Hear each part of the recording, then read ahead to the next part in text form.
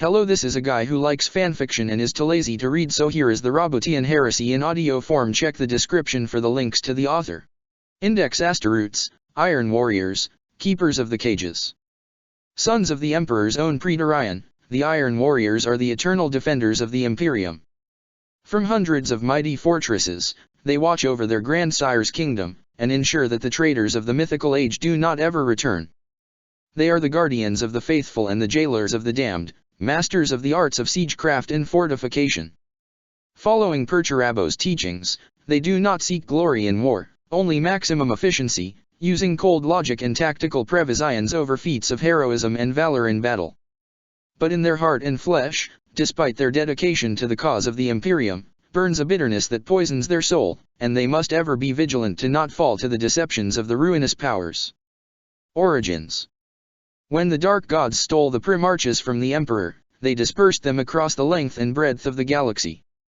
The sons of mankind's master would rise to glory or infamy according to their own nature and that of the world they found themselves on, knowing that they were different from all around them. But most of them would not understand what they really were until the Emperor found them again. Horus would learn his nature very soon, when he met his father on Thonia while still a child, and Magnus of Prospera knew it from his birth, his intellect already beyond that of most mortal. As for the fourth Primarch, the most detailed accounting of his life is to be found in The Lord of Iron, a biography redacted by the remembrancer Solomon Voss, who listened to the Primarch himself tell the tale in the days following the heresy. According to the book, Perturabo awoke in a great crater at the bottom of a cliff, on a world called Olympia by its inhabitants. Though he did not know what he was, he knew his name, the one that the Emperor had intended to give to him before he was taken away, Perturabo. This was the first sign of the Primarch's extraordinary intellect, but far, far from the last. After climbing the several kilometers high cliff, Perturabo was found by soldiers of the city-state of Lakos, and brought before their lord and master. Damikos, the tyrant of Lakos, was to be Perturabo's foster father. What he saw when he first laid eyes upon the Primarch, none can say for certain. But it convinced him to take this strange youth under his aegis, and raise him as he would have his own flesh and blood. Perturabo's mind was ever hungry for more knowledge, and he learned all that his tutors could taught him in the span of a few years, while proving his value as a tactician at many of his father's war councils against his many rivals. His intellect was a razor-edged blade that could find the weak spots into any fortification, and with his input to his foster father's tactics, the stalemate that had held Olympia's city-states in its grip for centuries began to crumble. Perturabo himself was given command of an army in several instances, and he led them to victory with a tactical insight that was matched only by his ruthlessness. It is said that he used maximum brutality to defeat his enemy, so that the others would be cowed into submission without fighting and causing unnecessary loss of life, but others say that it was only after these first battles that, witnessing the horrors of war for the first time, Perturabo swore to never find any pleasure in it. With the implacable hand of his foster son supporting him, Damikos conquered city after city, building an empire on the mountainous world. But before he could achieve his ambition, a united planet under his rule, he died in what is said to be an accident, but what many suspect was engineered by Perturabo himself. Regardless of the truth of these accusations, it is known that the one who would come to be called the Lord of Iron had grown more and more distasteful of his father's attitude over the years. Damikos had lived up to his epithet of tyrant, and the inhabitants of the cities his foster son helped him conquer were reduced to little more than slaves. This was not what Perturabo had envisioned when he had helped Damikos. The young man had wanted to help put an end to the endless feuds between the planet's lords, not help establish a despot whose rule would be even worse. Still, Damikos was not only his foster father, he was the Primarch's liege, and Perturabo held his given word in high value even in these early days. It is thus unlikely he had anything to do with the tyrant's death. Perturabo was Damikos' rightful heir, but he had many rivals amongst his foster father's court. While none of them were brave or foolish enough to challenge him for Lakos' rulership, they did everything they could to diminish his influence and force him to negotiate with them, allowing them to gain more power over the domain he had inherited.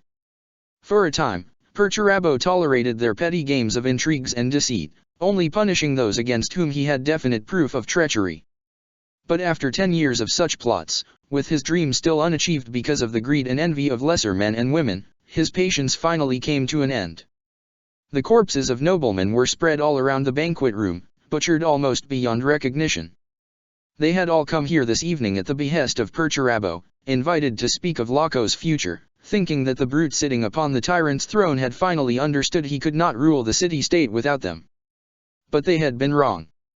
The moment the gates of the room had closed, Perturabo had risen from his throne and held up his mace. The fire of his rage, which had been hidden for so long, had been unleashed, and the men and women who had hindered the Primarch's vision out of petty ambition had been petrified as they witnessed his full might for the first time.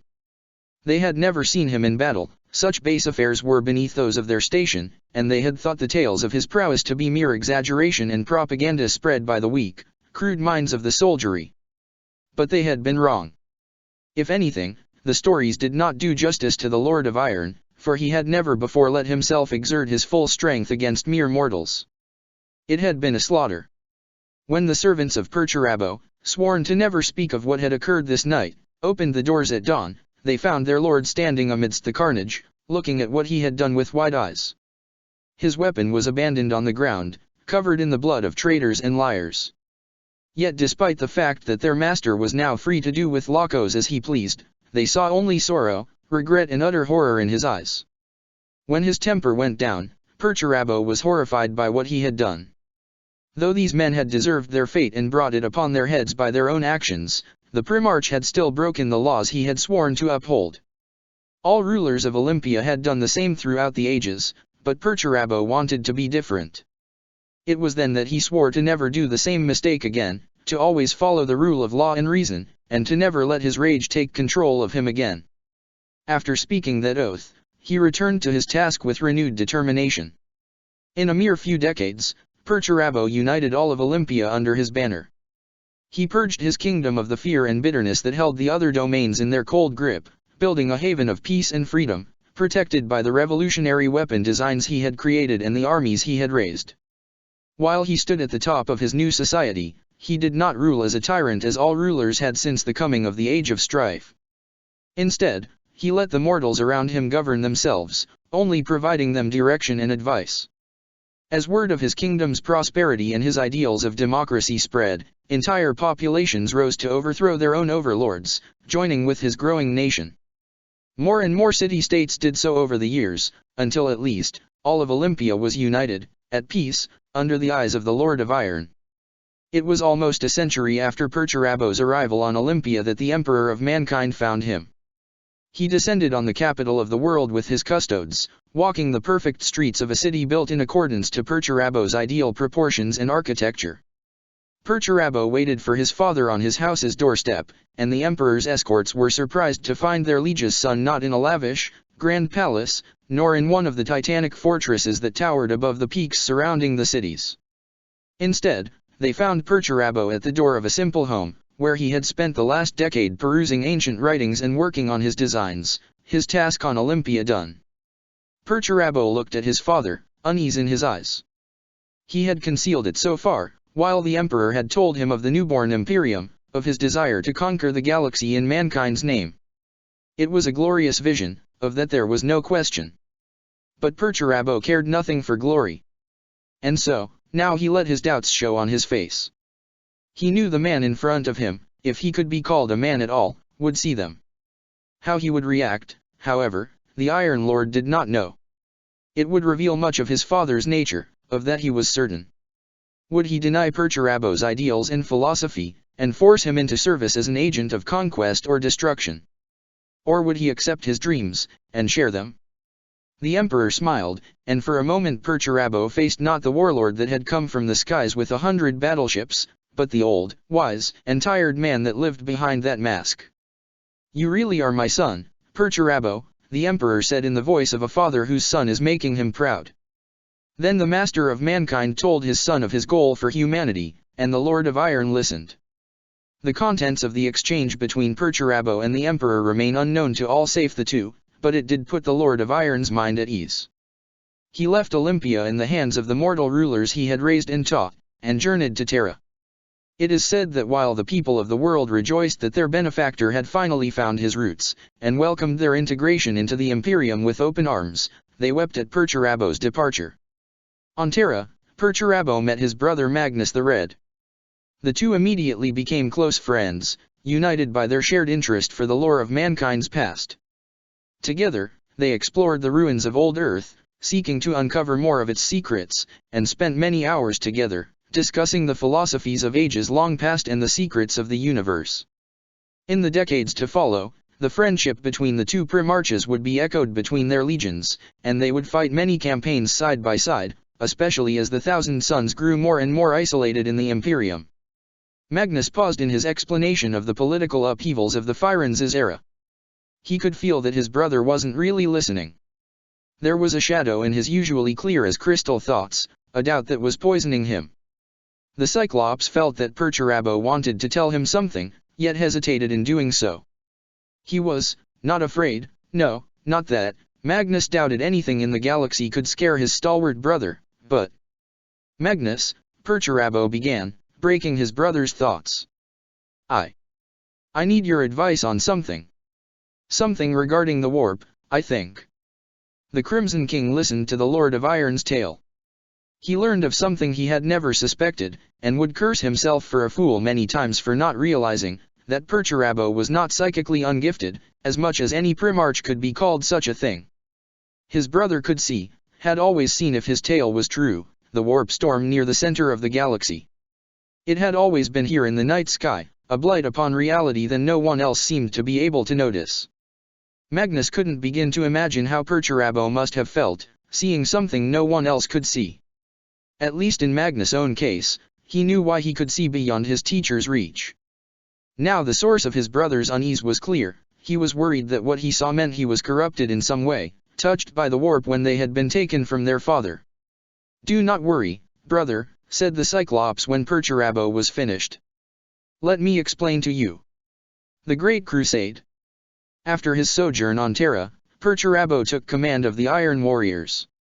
The Legion had been, up to that point, used as a sledgehammer by the commanders of the Great Crusade, a weapon of little subtlety but devastating power. Their mastery of siegecraft and dedication to their duty had made them the most favored legion to call upon when the expeditionary fleets were faced with seemingly impregnable fortresses. There was little honor in such campaigns, and unrest and doubt were beginning to spread amongst the 4th Legion by the time their Primarch was found. All of that changed, however, when Perturabo took command of the legion that had been made in his image. He taught them his philosophy and approach to war, and renamed them the Iron Warriors. The 4th Legion then returned to the Great Crusade with renewed determination, ready to do its duty no matter the cost or whether or not their efforts were acknowledged. Their father's approval was enough for them. "There is no glory in war, my sons. War is unequivocal, uncaring, unforgiving, and blind. Let your cousins revel in their victories if they so wish. It is a lie, but it makes the hell of battle tolerable. But we are not so weak as to need to cover our eyes from the truth. War is an ugly, terrible thing. But it is necessary. If the Emperor's dream is to be achieved, my sons, then we will need to be soldiers unlike any the galaxy has ever seen. I have watched you, and I have seen your worth. You fight not for glory or for honor, but because you are ordered to do so, because it is your duty. You see war not as an opportunity for heroism, but as a mathematical equation that needs to be solved as quickly and effortlessly as possible. You are already the weapons mankind needs you to be, and you shall be forevermore. You are the Iron Warriors." Extract from Perturabo's speech upon his raising as commander of the 4th Legion. The Iron Warriors were separated across the Great Crusade once more, with the bulk of the Legion remaining under Perturabo's direct command while the rest joined with other expeditionary fleets. During the next century, they earned much honor by turning campaigns that had been locked in stalemates for years, sometimes decades, into victories in a matter of months. The concern they showed for the mortals who fought at their side by being careful not to waste their lives became renowned across the fleets. Many of the most sensible commanders of the Imperial Army would strive to be assigned to an Iron Warrior's command, for while the sons of Perturabo did not pursue glory, the lives of those fighting under them were never spent in vain. That is not to say they hesitated to take risks. During the war for Muratar Cluster, Perturabo himself ordered tens of thousands of men to their deaths in order to bring down the techno-overlords of the region, the self-proclaimed Black Judges. This earned him the favor of the Mechanicum, but it is said that the Lord of Iron spent many a night brooding over the sacrifices he had caused. Still, the war machines he was able to demand from the cult of Mars in return for this victory increased his legion's military might greatly. The creations of the Legion Cybernetica would fight alongside the Iron Warriors in all of their campaigns from this point, and the Tech Marines of the 4th Legion would learn much from the priests of the Machine God. The investment of the Maratar's crusade would ultimately prove valuable beyond measure, but it would do little to appease Perturabo's conscience. Apart from his friendship with Magnus, Perturabo generally stayed away from his brothers. He couldn't bring himself to share in the joy they took in battle, and refused to lie to those who shared his blood by pretending he did. This caused him to develop a reputation as a dark, brooding man, who didn't care for the brotherhood of soldiers and to whom only the cold mathematics of war mattered. Not all Primarchs shared this opinion, of course. Horus himself acknowledged Perturabo's talents, and his disinterest for the honors of battle always made the first Primarch smile, as it reminded him of his own prideful streak. A few campaigns alongside the Dark Angels made the Lord of Iron admire Lionel Johnson's tactical insight, though he was a bit unnerved by the callousness his brother could display at times. Perturabo and Fulgrim were never close, though they had a grudging respect for each other's martial skills. The Lord of Iron saw the Phoenician as too focused on glory, while the Primarch of the 3rd Legion thought his brother was needlessly consumed by remorse by refusing to enjoy what he was born to do. While one could be forgiven for thinking the Primarch of the 4th Legion should have felt close to the Lord of the 10th, given their common interest for technology, Ferrus Manus and Perturabo disagreed vehemently on their approach in such matters. Perturabo saw every single one of his designs as a way to serve mankind, while Ferrus believed the machine to be inherently superior to the weak flesh of man, and destined to replace it. The 10th Primarch's philosophy was closer to that of the Mechanicum, and the full, cruel irony of that would not be lost in the dark days to come. But it was with Rogaldorn of the Imperial Fists that Perturabo's relationship was the most strained. The master of the 7th Legion was as much an expert of building and destroying fortifications as Perturabo, but what began as mere rivalry between the two of them quickly turned into bitter disgust for each other's methods of war. Dorn saw Perturabo's calculations and plans as cowardly, while Perturabo believed Dorn's preferred method of full-front assault to be needlessly wasteful in the lives of his legionaries. Besides, Dorn's own arrogance and desire to be recognized and glorified by the Imperium was irked by Perturabo's own attitude. Instead of taking it as a lesson like Horus, he took it as a personal affront. After the two Primarchs nearly fought each other in their first joint campaign, the events of which have been lost to the ages, the two legions never went to war side by side again. Perturabo stared at the corpse of his son with fury in his heart and murder in his eyes. On the opposite side of the slab, Rogal looked at him with incomprehension in his gaze. "Why," grunted Perturabo. "Why did your first captain kill my son?" Rogal shrugged. "It was a matter of honor, he told me. I trust Sigismund on these matters. Besides, it was a duel. Your son had his chance to refuse. He insulted him. He provoked him. Don't you dare absolve your precious captain of blame, Rogal. I want him punished for this." "Then you will be disappointed," answered Rogal with a voice as cold as the snow of his home world. "I do not think Sigismund was wrong in this. Now, if you will excuse me." The Primarch of the Imperial Fists turned and walked toward the exit of the Iron Blood's Apothecarian. Before he left, Perturabo hailed him one last time. "This isn't over, Rogal." "Oh, I think it is, brother." Then the Lord of the 7th Legion left his brother with the stasis-preserved corpse of Warsmith Berossus, killed in duel by Sigismund, captain of the Imperial Fist's 1st Company. With its casualty rates diminishing as the thirst for glory was abandoned, the 4th Legion grew in number, to the point it was second only to that of Guilliman himself, until Corvus Corax was found, and the Raven Guard embraced its dark Primarch's vision. But despite that strength, the Iron Warriors were unable to field as many warriors as the other legions on a single campaign, for they were spread too thinly. In regions of the Imperium that were still unstable, the sons of Perturabo were assigned to garrison duty, protecting the supply lines of the rest of the Great Crusade. Entire grand battalions were stationed to the borders of the Orc Empire of Urlaq-Urg, to prevent the beast's Wa'ak to spread to the rest of the Imperium. After one too many reports from his sons telling him of the casualties the Orcs had inflicted upon them, Perturabo resolved to call his brother Horus for help. While he was loath to admit to any weakness, the Lord of Iron knew he couldn't defeat Erlich Urg without all but destroying his legion in a terrible, grinding war that would take decades. The situation simply wasn't one that played to the strengths of the Iron Warriors. Horus answered his brother's call, persuading the Emperor to accompany him in what would be the last battle the Master of Mankind would fight alongside the legions.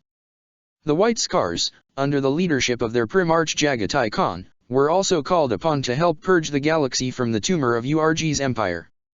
Thus began the Olaner Crusade. While the Iron Warriors relentlessly assaulted Orc positions, drawing the bulk of the Yaik to them, and the White Scars sowed havoc and destruction amidst the Xenos ranks with lightning raids, the Emperor and Horus struck at Erlich Urg himself, slaying the beast and breaking his troops' morale. After the victory, the Emperor ordered a great triumph to be held at the site of the final battle, and the 4th Legion received much of the honor, though the lion's share, as always, went to the newly renamed sons of Horus. When the first Primarch received the title of War Master, Perturabo rejoiced for his brother's ascension, seeing Horus as the one who could best lead the Great Crusade in the Emperor's absence. Though the Lord of Iron did harbor concern about his father's return to Terra, he trusted in him and Magnus. In the decades that followed, Perturabo was one of Horus' most fervent supporters, following his command without resistance and bringing dozens of systems into the Imperium. Praetorian of the Emperor. Years after the triumph of Olaner, the Emperor called for a gathering of his sons once more. The unrest concerning the use of psychic powers amongst the legions had only grown since Horus had been appointed as War Master, despite the efforts of the first Primarch to bring his brothers to accept the Librarium in their forces. Perturabo was tasked by the Emperor to build the amphitheater of Nicaea, where the conclave would gather and the Master of Mankind would render his judgment. Though Perturabo was filled with concern over what the final decision of his father would be, he followed his instructions, creating a place worthy of hosting such a tremendous decision.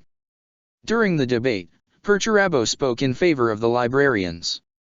He told his brothers that their enemies would not stop to use the warp as a weapon if they choose not to. Beyond his friendship to Magnus, whose silence he couldn't explain, there was a core of cold, brutal logic to his argument. For the Lord of Iron, to not use a weapon, especially one as useful as the librarians, was not just foolish, it was an insult to all those whose death could have been avoided had one of the psychically gifted be there. To the unmasked relief of the Lord of Iron, the Emperor approved his opinion, and declared that all legions would now make use of the Librarium amongst their ranks. Perturabo had already established one in his legion, and to see his choice, one that had brought him even more scorn from some of his brothers as he had endured before, vindicated was immensely wrath of Rus at that announcement cast a shadow over Perturabo's joy, but the next words of his father stupefied him. It was the will of the Emperor that Perturabo and his sons return with him to Terra, where they would fortify the Imperial Palace and the Sol system as a whole. Perturabo, who had never sought the honors bestowed upon his brothers, was to be the Emperor's own Praetorian. Magnus was delighted to be thus reunited with his brother, but Rogaldorn was far from feeling the same. The Lord of the Imperial Fists believed himself to be far more worthy of such an honor than Perturabo, and publicly challenged the Emperor's decision. He was rebuked, and his legion shamed when the Master of Mankind told him that he had proved his inaptitude to the task by his very conduct this day. Seething with rage, Dorn left, and began to lead his legion to the most murderous and hard-fought battle zones of the Great Crusade. Ostensibly, this was in order to atone for his misconduct, but even back then rumors spread of the Imperial Fist's growing ruthlessness and cruelty. Despite feeling unworthy of the honor that his father had granted him, Perturabo resolved to do his very best in his new task. He called back full half of his legion, leaving the rest to man the garrison that had yet to receive human troops to replace them and finish the campaigns the Iron Warriors were already engaged into. With tens of thousands of his sons, he then set himself to work in the Sol system. In order to avoid marring the supreme beauty of the Imperial Palace, he externalized the defenses, building a chain of void stations and asteroid fortresses at the Mendeleev belt of the Sol system. Not a single ship could enter or leave Terra's surroundings without being detected. Behind that first circle of defense, the Praetorian built hundreds of hidden garrisons and artillery posts. The cost of this work in manpower, resources, and technology is beyond anything we in this 41st millennium could possibly imagine, but it proved worth it 1,000 times when the unthinkable happened. Time passed, while unknown to the Imperium the seeds of heresy were being sown. Then, news arrived to Terra: Olympia was under attack. The Olympian War. The homeworld of the 4th Legion, which had given it tens of thousands of its youths as legionaries, was surrounded by a mighty fleet of the Xenos breed known as the Hrud. The aliens, who had been believed wiped from the galaxy in a previous campaign of the Iron Warriors, had come back from the very brink of oblivion to take their revenge. The Astra Telepathica's reports spoke of hundreds of scavenged Imperial ships, thought lost to the warp and used by the Xenos to lay siege to Olympia. The Hrud. Also called the Temperae Ferox, the Hrud are believed to be one of the oldest species of the galaxy, along with the Eldars and the Orcs themselves. They are spread across the stars like a plague, and despite repeated attempts to wipe them out, they always seem to reappear. The Hrud are humanoid in form, with an exoskeleton allowing them to twist their bodies at will. They possess the ability to distort the fabric of time and space around them, though whether this is a psychic power or some natural skill remains unknown. For centuries, agents of the Ordo Xenos have tried to capture one of the Hrud alive, for dissection. The most favored avenue of study of the Imperium's xenobiologists, is impossible to perform on these creatures who dissolve upon death. But so far, none have succeeded. The Imperium first encountered the Hrud during the Great Crusade. The Iron Warriors led a campaign of extermination against them, and endured great losses in this war. The Hrud's unique physiology made them the bane of the 4th Legion's tactics, which relied heavily on technology that broke down in the Xenos' presence. Perturabo himself joined the fight, adding the forces of his own expeditionary fleet to those already present, and broke the aliens' advance before seemingly exterminating them. That belief would hold until the moment they attacked Olympia, at the onset of the Roboutian Heresy. After briefly conferring with his father, Perturabo was allowed to lead a small elite force of his legion to defend his home world. With 10,000 Astaroths, millions of soldiers of the Imperial Army and 100 ships, the Primarch of the Iron Warriors traveled through the warp at full speed. During the journey, the Sea of Souls began to rise in a storm, and by the time the fleet arrived at Olympia, a full third of it had been lost to the tides of the warp. Perturabo found his world still holding against the Xenos, though its once pristine cities had been razed by orbital bombardment.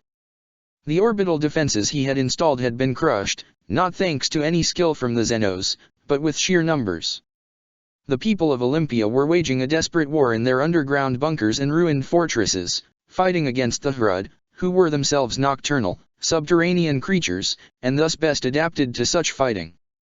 The children of Perturabo's pupils were fighting well, with the last surviving legionaries of the Olympian garrison leading them. The relief fleet struck the Hrud like a hammer blow. Perturabo himself led the boarding actions, crippling the vessels with relative ease. Most of the Xenos' forces had already made planetfall, leaving only a token force to protect their ships. The Iron Warriors retook the orbit of their home world with little effort, and then began their counter-assault on the aliens. In an earlier age, the ship had borne the name Principio. Perturabo was standing on the command deck, reading the information flowing on the datapad he was holding while distributing his orders to his officers concerning the planetfall. His mind could easily do the two things at the same time. He needed to know how the Hrud had managed to acquire such a fleet. Even if the Xenos had somehow managed to escape his purge decades ago in such numbers, something he still found difficult to believe, there was something strange in the composition of the fleet. The Hrud were scavengers, gathering ships from all space-sailing races in the galaxy to compensate for their apparent inability to build their own. And yet, this fleet. It was made almost entirely of Imperial ships. There was something wrong. He froze as he reached the point of the Principio's manifest he had been looking for, the last entry, before the ship had been lost to the warp and his crew destroyed by the things dwelling in the Sea of Souls. It read, "Last day aboard. Hrud will arrive tomorrow. Hope the Principio fights well against the Olympian bastards." Once the battle in orbit was won, Perturabo and his men descended upon Olympia like the gods of the world's myths. They struck at the Xenos with merciless fury, tearing through their ranks to join with the survivors. The Primarch had brought with him the best warriors of his legion, veterans of 100 campaigns who had all fought in the first wars against the Hrud. They fought with the fury only those who fight for their home world can display, and crushed the Xenos' main force in a single battle. The fight took place in the ruins of Fair Lacos, the city that had taken the brunt of the Xenos' spiteful destruction due to its importance to Perturabo. This time, the Hrud didn't face the terrified mortal population of the planet, or its hopelessly outnumbered defenders. They faced the wrath of a Primarch and his chosen sons. The Iron Warriors matched the strange abilities of the Hrud with their own weapons, using technologies rediscovered by the Lord of Iron on Forgotten Worlds, or entirely innovative machines of his own design. These were tools of war whose use was frowned upon by the Imperium, but Perturabo was the Praetorian of the Emperor himself, and he believed that the situation called for drastic measures indeed. By using ancient secrets that were capable of rending down the very fabric of time and space, Perturabo took away the Hrud's greatest advantage, though the consequences for Olympia remain uncertain to this day. However, even after their main army was annihilated, thousands upon thousands of Hrud remained, scattered across the surface and caverns of Olympia. Under Perturabo's command, the Iron Warriors began the purge of their home world, building great pyres upon which the tainted flesh of the aliens was set to burn. The cleansing of Olympia took months, during which Perturabo himself was the target of many attacks from Hrud infiltrators. The Xenos knew of his presence, and remembered well who it was who had led the campaign of extermination directed against them. But, protected by his iron circle, a cadre of robotic bodyguards he had crafted himself, which existence raised much concern in the more Puritan factions of the Mechanicum, the Primarch of the 4th Legion survived all of them and captured more than one of his would-be murderers. From them, he heard many disturbing things. The Xenos claimed that the Lord of Iron had been betrayed by his own blood, that his kin had helped the aliens survive and prosper after his purge. They claimed that the ships with which they had launched their vengeful assault on Olympia had been given to them, not stolen or scavenged. Perturabo believed none of it, of course. He had the prisoners executed when it became clear they would yield no true, valuable information. Whether or not he already had doubts then, before they were confirmed in the most horrible of ways, none but him know. The tides of heresy. Upon his return from Olympia, Perturabo learned the truth of the Roboutian Heresy. What he had apparently dismissed as the plots of Medxenos in the forlorn hope of shaking his trust in his brothers was revealed to be the absolute, ignoble reality. Legends has it that when he heard the news, his rage was such that it shook the imperial palace on its very foundations. Such claims can probably be dismissed as exaggeration, yet one must not forget that the Primarches were beings far beyond our current understanding of the genetic craftwork that created them. Horus calmed his brother's wrath, and asked him to focus his energy on fortifying Terra while the War Master marshaled the forces of the Imperium to bring the traitor legions to heel. With the Emperor and Magnus gone in the depths of the palace, fighting a war of their own, it fell to the Lord of Iron to organize the defenses in the case the 7 legions sent to Isvan somehow failed in their mission. First, they had to free Mars from the traitors who had pledged their allegiance to Guilliman. Perturabo sent one of his triarchs, the officers of his legion who advised him personally, to take back the Red Planet from the hands of the heretics. With 30,000 Iron Warriors under his command, Barban Falk vowed not to return to Terra until the rebels were put down. The Martian Wars. Precious little is known to the Inquisition of what happened on the soil of sacred Mars during the dark times of the Roboutian Heresy. The archives of the heresy have suffered much in 10,000 years, but it seems there was precious little about the so-called schism of Mars in them to begin with. Due to the secretive nature of the cult of Mars and the madness that took place, that is hardly surprising, but entire teams of the Ordo Hereticus have gathered what is believed to be a reliable accounting of the Red Planet's darkest days.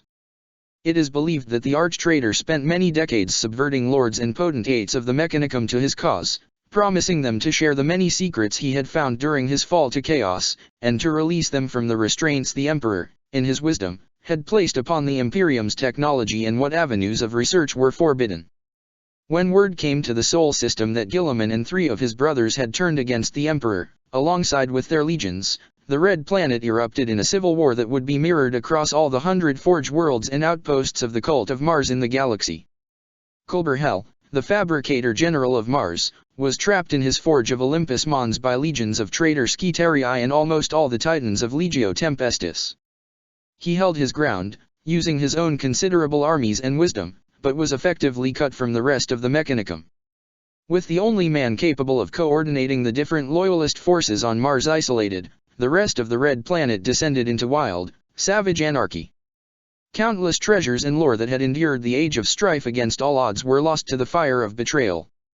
Even more was destroyed when the traitors, seeking to reclaim the knowledge that they had possessed during the dark age of technology, opened the infamous vaults of Moravec, releasing an host of horrors and viruses that spread across the surface of the world.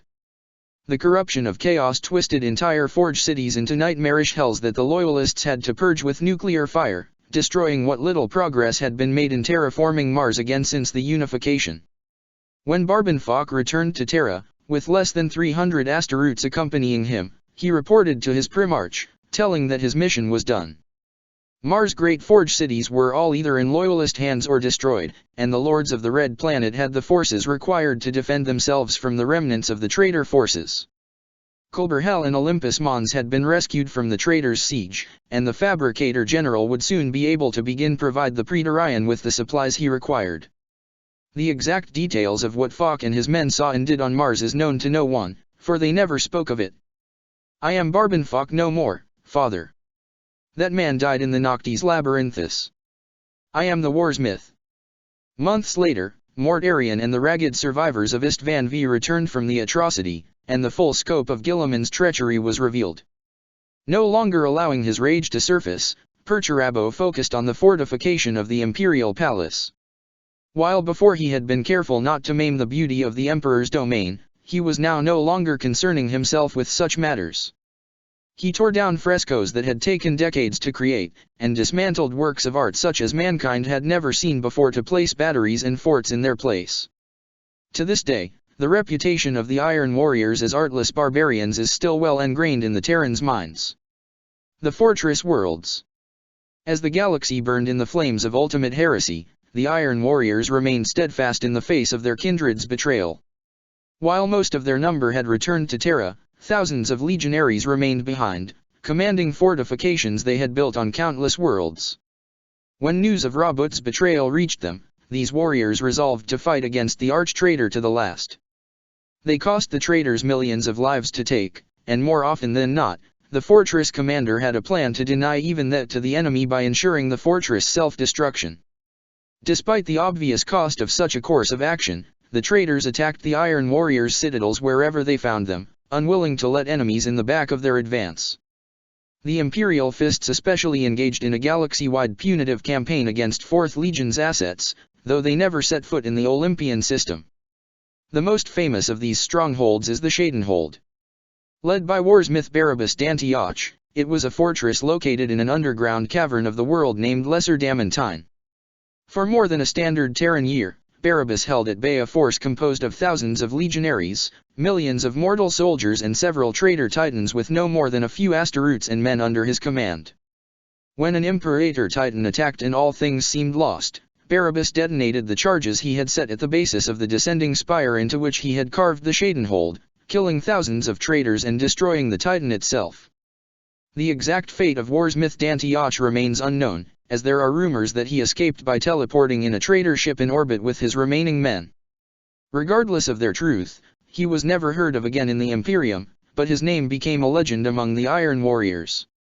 Perturabo also abandoned all notion of protecting the throne world's population. He focused all of his efforts and resources on the palace itself. Perhaps he did so thinking that the traitors would only concern themselves with the ultimate prize, and ignore the mortals. Perhaps he truly did no longer care, his heart hardened by the unthinkable betrayal. But he made the Imperial Palace into a stronghold such as the galaxy had never seen before. Malcador walked slowly, his body finally showing the signs of age he had avoided for so long. As he followed the Sigillite down the corridors of the keep, Perturabo wondered if that had anything to do with his father and brother disappearance in the palace since his return to Terra. The two beings, the ageless genetic demigod and his most trusted advisor, a man preserved beyond his natural life by the power of a living divinity, passed before wonders of ages long gone, preserved by stasis fields. Perturabo saw the painting of a smiling woman whose eyes seemed to hide the truth of the universe, a slab of stone covered in scriptures from several languages he didn't recognize, and countless others. Finally, they came to an halt before a simple leather-bound book. "The Emperor knows of your interest, shall we say, in the work of the one you and Magnus call the Phyrans Polymath, Perturabo," said Malcador, his voice still strong and steady despite his frail frame. "He knows, just as I know, that you have sought to make his designs a reality, and have had a measure of success." Perturabo shrugged. "I did my best, but there are still parts of his work I couldn't understand. It isn't that the schematics are impossible, but more than they were incomplete, right? But you will need more, if Guilliman's treachery is to be broken. The war will come here, Perturabo, it is inevitable. You know it as well as I do, or as the Emperor does, or even as Robout does. The arch-traitor can conquer all of the galaxy, but as long as Terra stands, he is not truly victorious. That is why he will come here, and that is why we must be prepared." Perturabo said nothing. There was nothing to add to the truth of the Sigillite's words. "And that is why." Malkador entered a deactivation code in the book's stasis field. "I believe this will be of use to you." The Siege of Terra. After years of bloody, unrelenting conflict, the forces of Guilliman finally reached the Sol system. When the first ships of the traitor horde emerged from the warp, they saw that Perturabo had been far from idle while they burned his father's empire and murdered his subjects.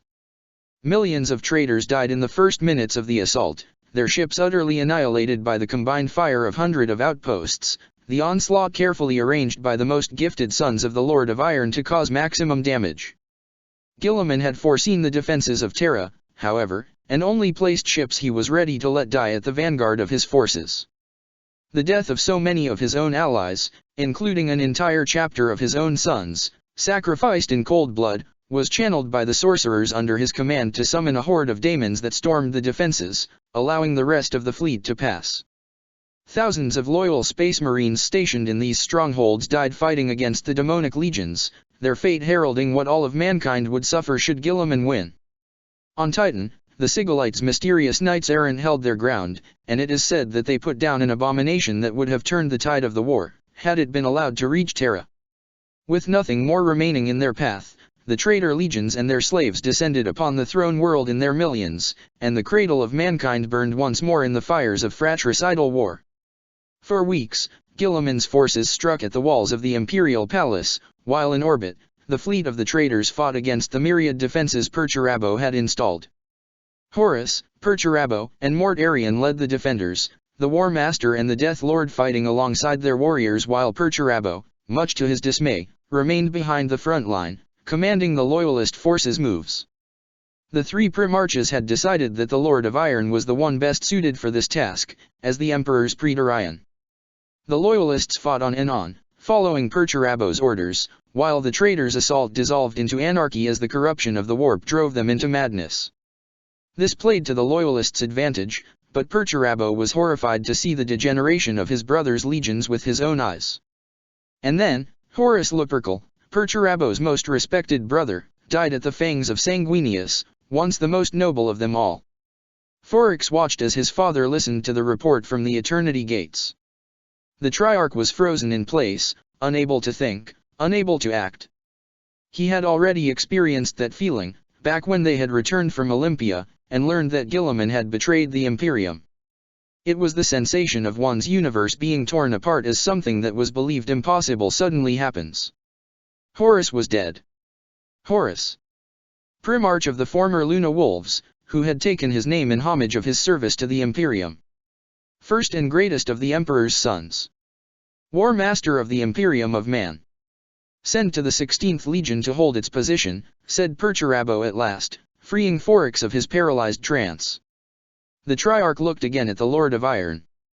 The face of Perturabo was neutral, as if what he had just been told was just another casualty in the war and not the death of his own brother. Most wouldn't have seen beyond that facade of calm, but Phorix was an Iron Warrior, and a Triarch. He knew his father more than any other soul in the galaxy, save the Emperor and a few of his sons. Perturabo may appear calm outwardly. Inwardly, he was screaming. The loss of Horus drove the 16th Legion into despair, and Perturabo was barely able to keep them from breaking there and then. Even so, he was forced to abandon entire sections of the palace to the traitors' advance, and the renewed assault of the Blood Angels, who had thus far satisfied themselves in attacking the defenseless population of Terra, was threatening to overwhelm his defenses. For a terrible moment, it seemed that all was lost, and then, From the absolute darkness of the void beyond the Sol system, came the 3rd and 8th legions. The Siege Lords' duel.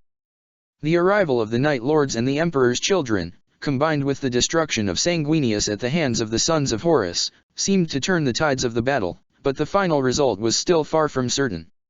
From his command bunker, Perturabo predicted what Guilliman's next move would be, and called for his brother Magnus to join him in the imperial palace.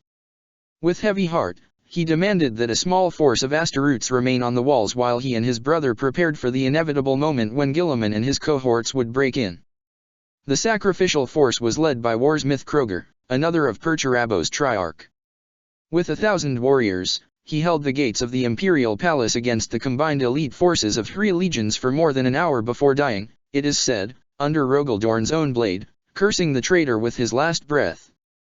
Guilliman, Dorn, and Eljonson finally reached the interior of the imperial palace, accompanied by their best warriors. As they marched toward the Golden Throne, guided by the psychic resonance of the sacred engine, they met the last line of defense of Perturabo, the Cavia Ferrum, a labyrinth worthy of the legends whispered about it across 100 worlds. The Cavia Ferrum. Beyond the walls of the imperial palace, in the sections of the continent-wide building that were entirely destroyed and rebuilt by Perturabo, lies the Cavia Ferrum. To this day, it is the penultimate line of defense of the Emperor, just before the custodians guarding the Golden Throne itself. The Cavia Ferrum is a wonder of architecture, based on designs from old Earth and brought into existence by the genius of the Lord of Iron. It is a labyrinth that defies all attempts to map it, seeming to violate the laws of physics through the use of mathematics and theories that normal minds would struggle to even conceive. Even an Astartes or a Primarch's mind will be unable to navigate across it without knowing the paths, and even then, following the counterintuitive and seemingly random turns is very difficult. Today, only the custodians themselves journey through the Cavia Ferrum, though whether or not they understand its logic is unknown to all but the Emperor's own guards. Guilliman could find his way through, but he had underestimated Perturabo's cunning. The force he had led was separated, and the Lion and Rogel were led to their 2 brothers by twisting echoes and taunting whispers. There, Lion Eljonson faced Magnus the Cyclop, released from his duties in this final hour, while Rogaldorn met Perturabo, in what was to be the first time the rival Primarchs actually fought each other in battle. Since that fateful night in Laco's banquet room, he had always held back his temper. When his sons had died by the 100 under the guns of the Foolish and the Xenos, he had held back, redirecting his anger toward better planning and strategy. When his world had burned in the fires of treachery, he had held back his rage, channeling it toward the salvation of as many of his people as he could. When his brother had died, he had held back his grief, turning his mind to the accomplishment of the duty the dead War Master had given to him. No more. As he locked his eyes with his brother and saw only hatred and bloodthirst, Perturabo of Olympia let go of all his restraint, of all his self-control. He let the fire of his rage course through his veins freely, like a great river bursting forth after a dam is broken. Unlike the madness that raged within his brother's soul, this was no mindless anger, no surrender to the beast inside. It was the forsaking of all pretense of civilization, the embrace of his true nature as an agent of war and death. He was no longer Perturabo, the builder, the scholar, the benevolent ruler and bringer of unity, the craftsman who would spend hours in his workshop, creating wonders. He was the Lord of Iron, and he was going to kill Rogel. He lifted Forge Breaker, the great hammer that had been bestowed upon him by Horus when he had returned to Terra, and charged his brother in complete, deadly silence, with 1,000 curses in his mind and death in his eyes. The 2 Primarchs fought for several hours, Rogaldorn's fury matched by Perturabo cold anger. They bloodied each other many times, until finally, word reached the 2 of what had transpired in the throne room. Fulgrim was here, and Guilliman was dead. The Ultramarines were running. Screaming in rage, Rogel dealt a final blow to Perturabo, throwing down the Lord of Iron, but before he could finish him, Perturabo's sons gathered to protect their fallen father. It seemed as if the Lord of the Imperial Fists intended to kill them all, but at the word of his first captain, he decided to leave Terra before it became impossible. Rising from the ground, Perturabo ran to where his father had faced and slain Guilliman. The Praetorian found the Emperor dying, and, together with Magnus, placed him upon the golden throne before activating the stasis field and consigning his own father to what he knew to be an eternity of pain in the greatest sacrifice of all mankind's long, bloody history. It is said that even as the Lord of Iron worked on the wondrous mechanisms of the golden throne, his genius mind understanding its workings with ease, his composure never faltered. Only after Magnus confirmed to him that their father was now secure did he begin to weep for all that had been lost. Post-heresy, the iron cages. My brother killed my dreams. I look upon what the Imperium has become, and I have to hold back my tears.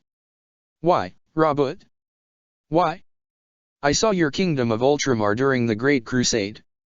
500 worlds united under your aegis, a model of what mankind could achieve. I saw the courage and honor in the heart of your people, their conviction and strength. Unity in the name of an ideal of peace and illumination. This was what the Imperium could have been, and you betrayed it all for the promises of daemons and the lies of false gods. Now the Imperium as our father, saw it, is dead, and what stands in its place is a mockery of the ideals we fought so hard to make real. With your treachery, you have poisoned the soul of mankind itself, and tyranny and oppression are now our only path we can follow that will let us survive in an universe that hates us. There is still nobility, still purity in the Imperium as it is today, but I am no fool. I never was, though now I wish I was. Then perhaps I wouldn't see the future of this empire as clearly as I do now.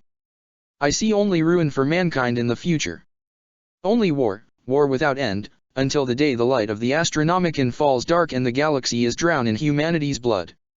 Yet I will stand. I will fight. I will not let my doubts show. My sons deserve better than a father plagued by uncertainties, and every century of battle buys a few more generations time to live, a few more billions the right to live in relative peace. Is it worth it, though?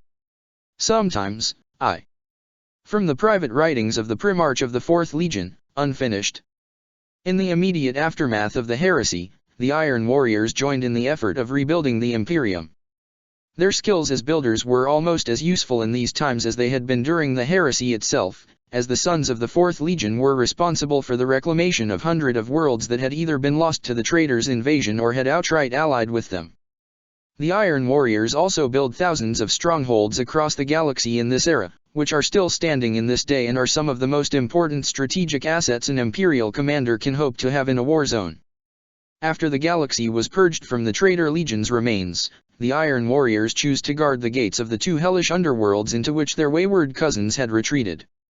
The rest of the Imperium saw this as foolishness, and a waste of resources that could better be used elsewhere.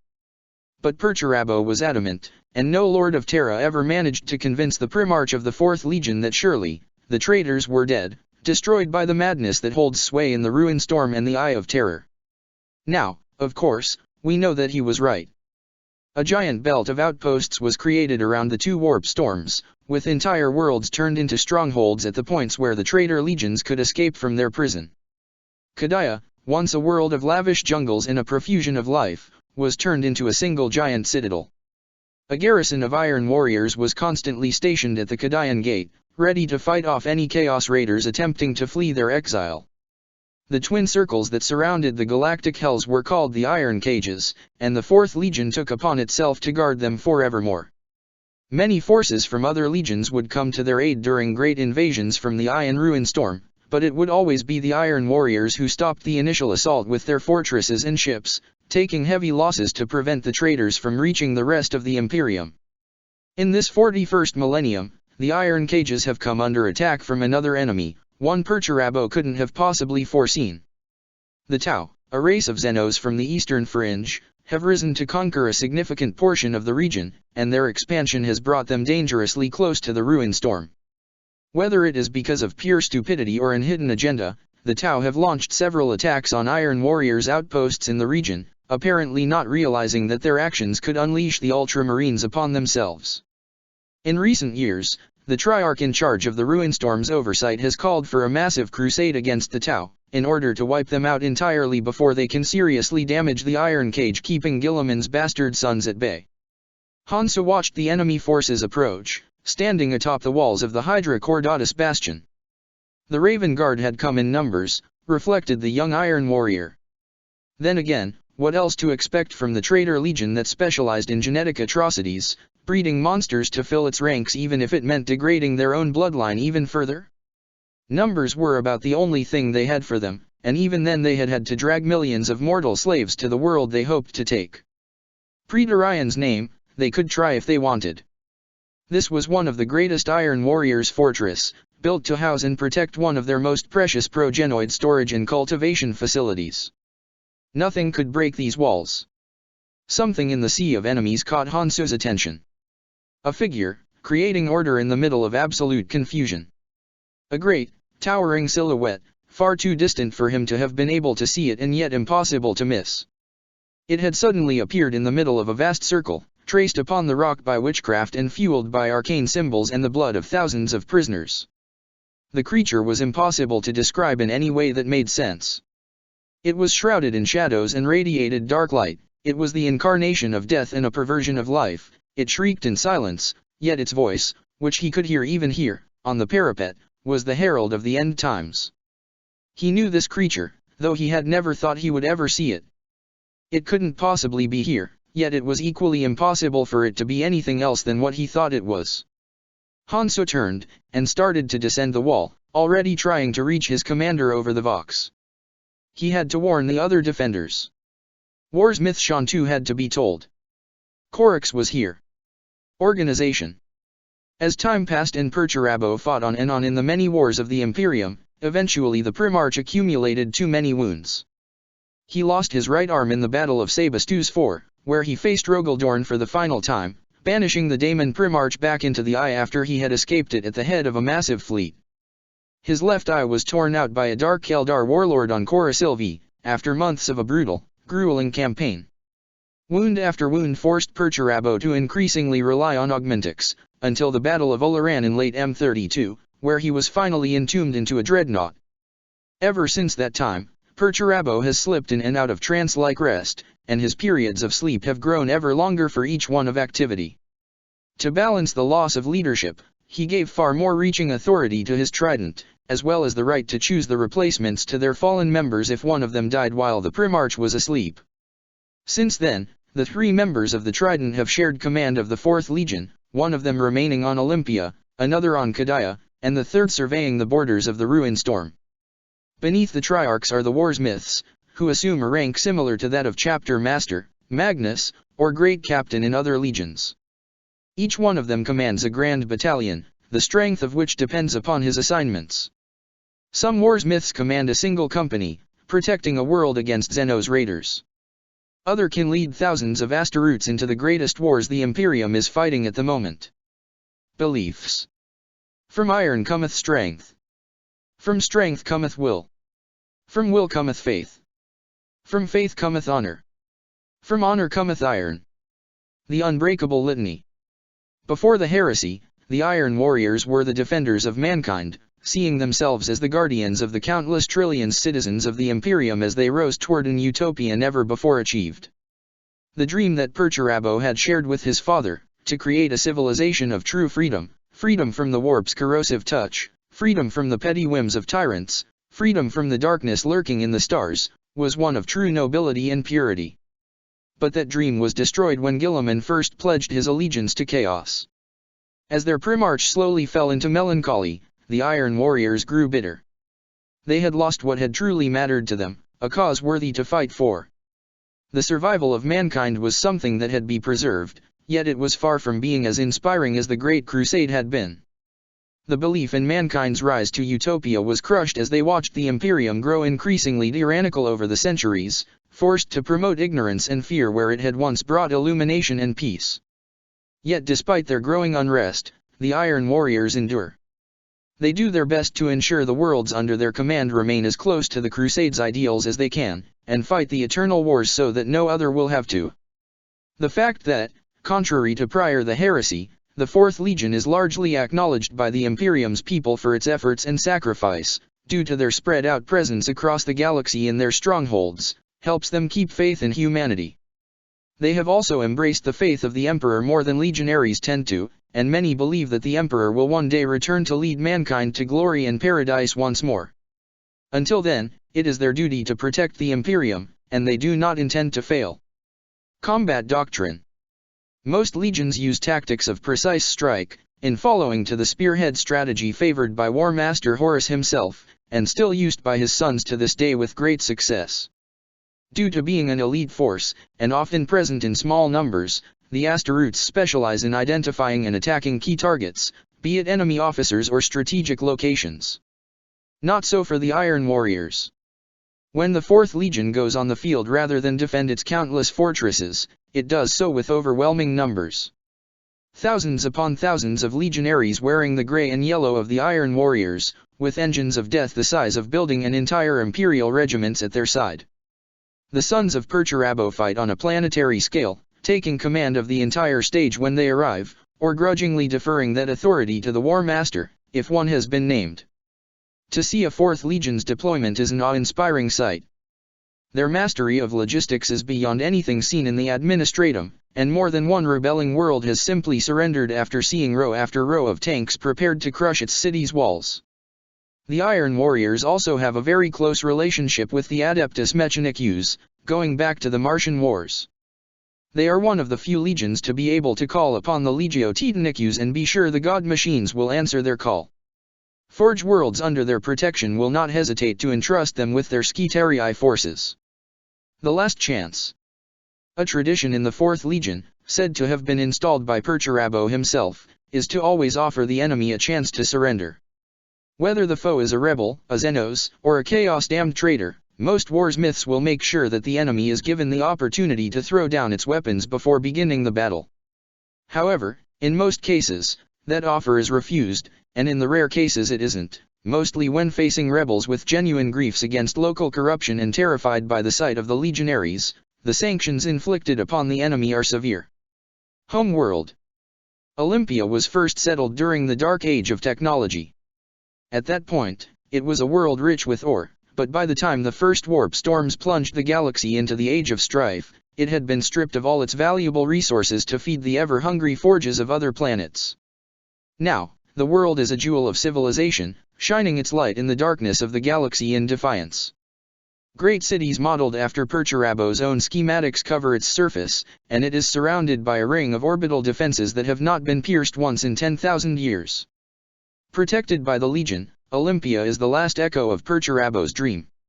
Its surface, devastated during the war against the Hrud, was restored by the Masons of the 4th Legion, while the great shipyards that orbit around the world had to be rebuilt from scratch and what little wreckage of their precedent incarnation had been found on the world. The surface of the world is still similar to what it was during Perturabo's youth, a collection of city-states, bound by a common allegiance to the Iron Warriors and dedication to the Emperor's will. It is mostly from their ranks that the Legion recruit not just its members, but also the countless servants that allow it to function, as well as its auxiliary regiments. The more material needs of the Iron Warriors, ammunition, heavy support, and ship's maintenance, are cared for by the orbital decks and the other worlds of the system, turned into forge worlds by the portions of the Mechanicum who allied with Perturabo in times now long gone. Recruitment and genocide. In the era of the Great Crusade, most recruits of the Iron Warriors came from Olympia itself. Now, with the Legion so thinly spread, each Grand Battalion is responsible for its own recruitment, though the home world still pays its tithe of young men. Children from the various worlds under Iron Warriors' supervision are induced, as well as some born in the Imperial Army's regiments assigned to fight alongside the 4th Legion. When the first warriors of the 4th Legion were inducted on Terra, at the beginning of what would become the Great Crusade, the rates of implant rejection were very low. This enabled the Legion to grow in number very quickly, and in the years to follow, to replenish its losses more efficiently than other legions. Perturabo's gene seed was devoid of any impurity, and despite some warsmiths pressing their apothecaries for quicker replacements for their losses, its quality was preserved throughout the Great Crusade and the nightmare of the heresy. But that changed after the creation of the Iron Cages. With most of their warriors stationed so close to the two greatest warp storms of the galaxy, the Iron Warriors began to suffer the consequences of their devotion to their duty. Mutations spread across their ranks, subtle but nonetheless there. It became common practice to remove mutated organs and replace them with augmentics, or cloned flesh from previous tissue samples. Progenoid glands are destroyed when the mutations are too pronounced in a legionary, but this threatens the continued existence of the Legion itself. The ability of the Iron Warriors to obtain fresh genetic material from their Primarch has diminished ever since his entombment, for while it is still possible, the dreadnought which hosts his remaining flesh is more complex than any other in the Imperium, and the Tech Marines of the Legion do not want to risk damaging it. Still, the fear that they may be slowly damning themselves by doing their duty has added one more concern to the ever-growing list of griefs that the Iron Warriors have accumulated over the millennia. Warcry. The Iron Warriors have kept the same battlecry since the Heresy, Iron Within, Iron Without. When facing members of the traitor legions, they also use Fertera and the Praetorian, in memory of the siege. As a rule, however, Perturabo's sons are no adept of such emotional display on the battlefield, preferring to focus their minds on the 100 calculations of war or on the enemy in front of them. Check the description for the links to the author.